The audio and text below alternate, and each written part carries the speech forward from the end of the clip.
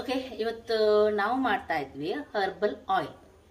ಕೂದಲಿಗೆ ಎಣ್ಣೆಯನ್ನು ತಯಾರು ಮಾಡ್ತಾ ಇದ್ವಿ. ಮನೆಯಲ್ಲೇ ಯಾವ ರೀತಿ ನಾವು ಆಯುರ್ವೇದ ಎಣ್ಣೆ ತಯಾರು ಮಾಡೋದಂತ ತೋರಿಸ್ತೀನಿ. ಇದು ಕೇವಲ ನಿಮ್ಮ ಕೂದಲು ಬೆಳಿಲಿಕ್ಕೆ ಮಾತ್ರ ಅಲ್ಲ, ಡ್ಯಾಂಡ್ರಫ್ ಇದೆ ಆದರೆ, ಬೇಗನೆ ಕೂದಲು ಬೆಳ್ಳಗಾಗ್ತಿದೆ ಆದರೆ, ತುಂಬ ಉದುರ್ತಿದೆ ಆದರೆ ಎಲ್ಲದಕ್ಕೂ ಕೂಡ ಬೆಸ್ಟ್. ಹಾಗೂ ಈ ಎಣ್ಣೆಯನ್ನು ನಿಮಗೆ ಒಮ್ಮೆಲೆ ಕಾಲ್ಗಂಟು ಅಥವಾ ಎಲ್ಲಾದರೂ ನೋವಿದೆ ಆದರೆ ಅದಕ್ಕೂ ಕೂಡ ನೀವು ಸ್ವಲ್ಪ ಬಿಸಿ ಮಾಡಿ ಯೂಸ್ ಮಾಡಬಹುದು. ತುಂಬ ಚೆನ್ನಾಗುತ್ತೆ. ಕೂದಲಿಗೆ ಹಾಕುವಾಗ ಕೂಡ ಹಾಗೆ ಸ್ವಲ್ಪ ಬಿಸಿ ಮಾಡಿ ನಿಮ್ಮ ಸ್ಕಾಲ್ಪಿಗೆಲ್ಲ ಚೆನ್ನಾಗಿ ಹಾಕಿ ಮಸಾಜ್ ಮಾಡಿ, ಇದರಿಂದ ಕೂದಲು ಚೆನ್ನಾಗಿ ದಟ್ಟನೆ ಬೆಳೆಯುತ್ತೆ. ಓಕೆ ಅಲ್ವಾ? ಇವಾಗ ನಾನು ತೋರಿಸ್ತೀನಿ. ಒಮ್ಮೆಲೆ ನಿಮಗೆ ನಾನು ತೋರಿಸಿದ ಯಾವುದಾದ್ರೂ ವಸ್ತು ಸಿಗದಿದ್ರೆ ಅದರ ಬದಲು ನಿಮಗೆ ಏನು ಸಿಗುತ್ತೆ ಅದನ್ನು ಕೂಡ ನಾನು ಹೇಳ್ತೀನಿ. ಇಲ್ಲಿ ನಾವು ತಗೊಂಡಿದ್ದೀವಿ ಸ್ವಲ್ಪ ಕರಿಬೇವು ಸೊಪ್ಪು. ಇದು ಹೆಚ್ಚಾಗಿ ಎಲ್ಲ ಕಡೆ ಸಿಗುತ್ತೆ. ನಿಮಗೆ ಒಮ್ಮೆಲೆ ಸಿಗದಿದ್ರೆ ನೀವು ಇದರ ಪೌಡರ್ ಎಲ್ಲ ಸಿಗುತ್ತೆ ಅಮೆಝಾನ್ ಅಲ್ಲಿ ಅಥವಾ ಆನ್ಲೈನ್ ಅಲ್ಲಿ, ಅಲ್ಲಿಂದ ನೀವು ತಗೊಂಡು ಬರ್ಬೋದು. ಇದು ಒಂದಲ್ಗ ಅಂತ ಹೇಳ್ತೀವಿ, ಬ್ರಹ್ಮಿ ಗಿಡ ಅಂತ ಕೆಲವರು ಹೇಳ್ತಾರೆ ಇದಕ್ಕೆ. ಇದರದೆಲ್ಲರದ್ದು ಪೌಡರ್ ಉಂಟು ನೋಡಿ, ನಿಮಗೆ ಇವಾಗ ಅವೈಲೇಬಲ್ ಇದೆ. ಇದು ದಾಸವಾಳ ಎಲೆ, ಬಿಳಿ ದಾಸವಾಳದ್ದು. ಒಮ್ಮೆಲೆ ನಿಮಗೆ ಎಳೆ ಸಿಗದಿದ್ರೆ ಇದರದ್ದು ಕೂಡ ಪೌಡರ್ ನಿಮಗೆ ಸಿಗುತ್ತೆ. ಹೂವಿನ ಪೌಡರ್ ಸಿಗುತ್ತೆ, ಅದನ್ನು ನೀವು ಹಾಕಬಹುದು. ವೈಟ್ ದಾಸವಾಳ ಇಲ್ಲಿ ನಾವು ತಗೊಂಡಿದ್ದೀವಿ, ಅದರ ಎಲೆಯನ್ನೇ ನಾವಿಲ್ಲಿ ಯೂಸ್ ಮಾಡ್ತಾ ಇದ್ದೀವಿ. ನೆಕ್ಸ್ಟ್ ಇದು ನೆಲ್ಲಿ ಅಂತ ಹೇಳ್ತಾರೆ. ಇದರ ಪೌಡರ್ ಸಿಗುತ್ತಾ ನನಗೆ ಗೊತ್ತಿಲ್ಲ, ಆದ್ರೆ ಇದು ಸಿಗದಿದ್ರೆ ಒಮ್ಮೆಲೆ ನೀವು ಸ್ಕಿಪ್ ಮಾಡಬಹುದು. ಹಾಕಿದ್ರೆ ತುಂಬಾ ಒಳ್ಳೇದು, ತಂಪು ಸ್ವಲ್ಪ.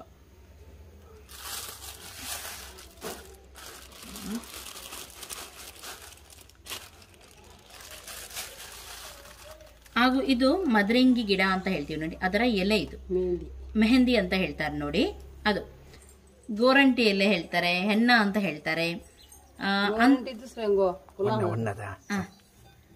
ಅದರದ್ದು ಇದು ಮೆಹಂದಿ ಎಲೆ ಅಂತ ಹೇಳ್ತೀವಿ ನಾವು. ಇದು ಕೂಡ ನಿಮ್ಗೆ ಹೆನ್ನ ಪೌಡರ್ ಸಿಗುತ್ತೆ ನೋಡಿ, ಮೆಹಂದಿ ಪೌಡರ್, ಅದನ್ನು ಕೂಡ ಯೂಸ್ ಮಾಡಬಹುದು ಒಮ್ಮೆಲೆ ಇದು ಸಿಗದಿದ್ರೆ. ಫಸ್ಟಿಗೆ ಇದನ್ನೆಲ್ಲ ನಾವು ಕಲ್ಲಲ್ಲಿ ಹಾಕಿ ಸ್ವಲ್ಪ ಜಜ್ಜಿ ಆಮೇಲೆ ಆಯಿಲ್ಗೆ ಹಾಕ್ತೀವಿ.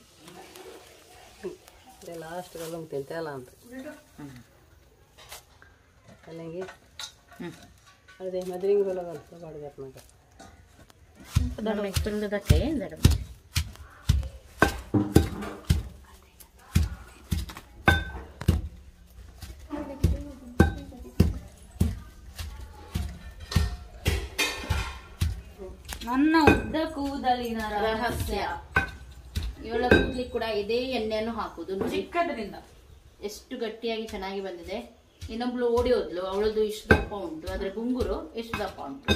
ನಾನು ಕೂಡ ಕೂದಲು ಉದುರುವಾಗ ಎಲ್ಲ ಅದನ್ನೇ ಯೂಸ್ ಮಾಡ್ತೀನಿ. ತುಂಬಾ ಚೆನ್ನಾಗಿ ಉದ್ದವಾಗಿ ಬೆಳೆದಿದೆ, ನೋಡ್ಬೋದು ನೋಡಿ.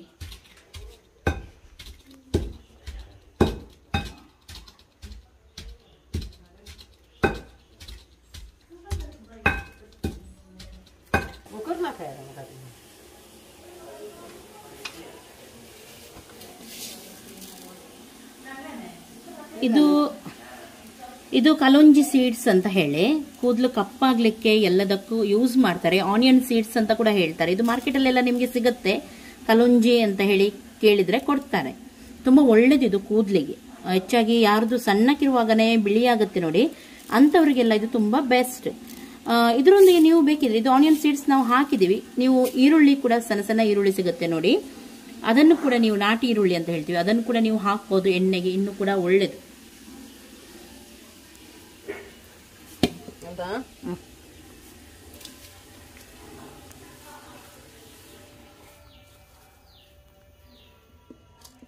ಇಲ್ಲಿ ತೆಂಗಿನೆಣ್ಣೆ ಯೂಸ್ ಮಾಡ್ತಾ ಇದೀವಿ. ತೆಂಗಿನೆಣ್ಣೆ ಹಾಕಿದ್ರೆ ಬೆಸ್ಟ್.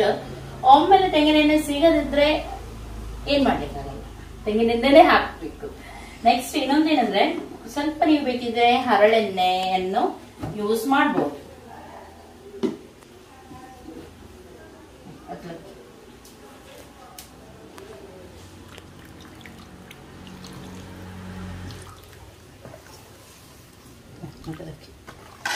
ಇವಾಗ ಲೋ ಫ್ಲೇಮ್ ಅಲ್ಲಿ ನಾವು ಎಣ್ಣೆಯನ್ನು ಬಿಸಿ ಮಾಡಬೇಕು. ಫಾಸ್ಟ್ ಅಲ್ಲಿ ಇಡಬಾರ್ದು, ಓವರ್ ಹೀಟ್ ಆಗಬಾರ್ದು. ಎಣ್ಣೆ ಓವರ್ ಹೀಟ್ ಆದ್ರೆ ಇದರಲ್ಲಿರುವ ಅಂಶ ಎಲ್ಲ ಹೋಗುತ್ತೆ.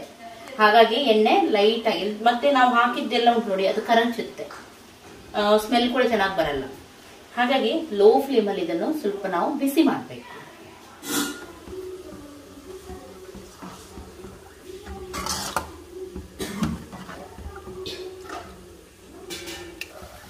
ಓಕೆ ನೋಡಿ, ಇಲ್ಲಿ ಇವಾಗ ಎಣ್ಣೆ ರೆಡಿ ಆಗಿದೆ. ನೋಡ್ಬೋದು ಲೈಟ್ ಆಗಿ ಕುದೀತಾ ಉಂಟು. ಹಾಗೂ ಎಲೆ ಎಲ್ಲ ನೋಡಿ ಕರಕರ ಅಂತ ಹೇಳಿ ಆಗಿದೆ. ಈ ರೀತಿ ಖಡಕ್ ಆಗಬೇಕು.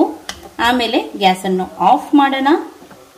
ಹಾಗೂ ಕಸೂರಿ ಮೇಥಿಯನ್ನು ನಾನು ಹಾಕ್ತಾ ಇದ್ದೀನಿ. ಕಸೂರಿ ಮೇಥಿ ಒಮ್ಮೆಲೆ ಇಲ್ಲದಿದ್ರೆ ಮೆಂತೆಯನ್ನು ನೆನೆ ಹಾಕಿ ನೀವು ಒಟ್ಟಿಗೆ ಕುದಿಸ್ಲಿಕ್ಕೆ ಇಡ್ತೀವಿ ನೋಡಿ, ಆವಾಗ ಕೂಡ ಇಟ್ಟರೆ ಆಗುತ್ತೆ.